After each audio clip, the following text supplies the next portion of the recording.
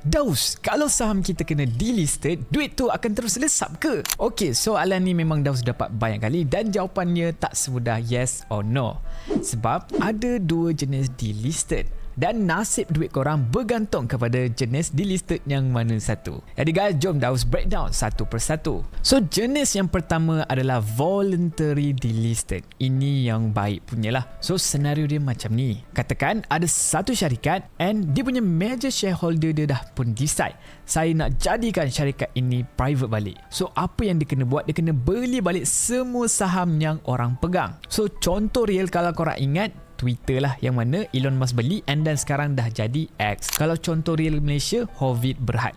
Dulu major shareholder dia buat take over offer pada harga 38 sen sesaham. So korang terima tawaran, korang akan dapat cash. Simple. Duit korang tak burn, duit korang akan masuk poket. Dan yang bestnya, Bursa Malaysia ada safeguard untuk korang di mana syarikat-syarikat ini tak boleh letak harga sesuka hati, letak harga yang murah gila. Diorang ni kena lantik dulu independent advisor untuk sahkan harga tawaran yang mereka offer itu adalah fair, adalah adil. So korang sebagai pelabur kecil akan adalah perlindungan. Dan jenis kedua adalah forced delist. Ini yang korang kena takut. Forced delist ini berlaku apabila syarikat-syarikat ini gagal mengikut syarat Bursa Malaysia. Dan yang paling common sekali adalah syarikat yang masuk ke dalam status PN17. So PN17 ni apa? Basically Bursa cakap ini adalah syarikat yang berada dalam masalah kewangan yang serius. Macam warna merah menyala lah, bising betul lah, memang bahaya lah company ni kan. Jadi selepas masuknya PN17, syarikat ini ada masa yang tertentu untuk submit plan recovery mereka. Macam mana dia nak pulihkan balik mereka punya bisnes, dan kalaulah dalam tempoh itu dia tak submit apa-apa, buat dirt saja, apa yang jadi? Bursa akan delist. Dan dekat sinilah bahayanya. Selepas berlakunya forced delisted,